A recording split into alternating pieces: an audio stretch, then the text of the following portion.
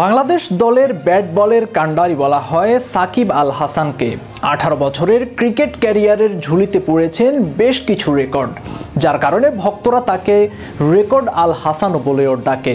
Tiger ক্রিকেটের এই poster বয়ের সামনে রয়েছে আরও একটি মাইল ফলক। বিশ্বের পঞ্চম ক্রিকেটার হিসেবে টেস্ট ক্রিকেটে 4000 রান ও 250 উইকেট নেয়ার কীর্তির সামনে রয়েছেন তিনি। সেটি সম্ভব হলে তিনি ছুঁতে পারবেন কপিল দেব ও ইয়ান বোথামের মতো কিংবদন্তিদের কীর্তি। পাকিস্তানের বিরুদ্ধে টেস্ট সিরিজে বল হাতে ছিলেন সমহিমায়।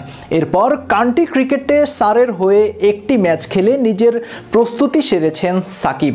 2 ইনিংসে দুর্দান্ত বোলিং করেছেন এই সুপারস্টার।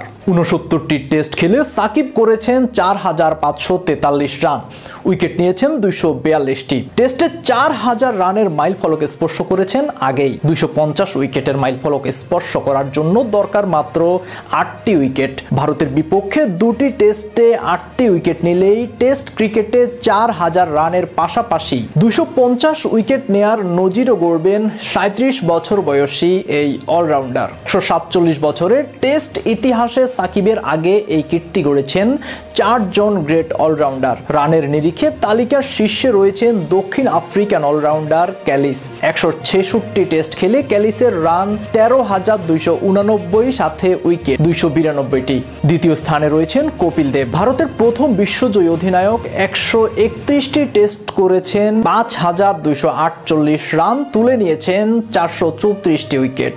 তৃতীয় স্থানে রয়েছেন ইংলিশ গ্রেট ইয়ান বোথাম।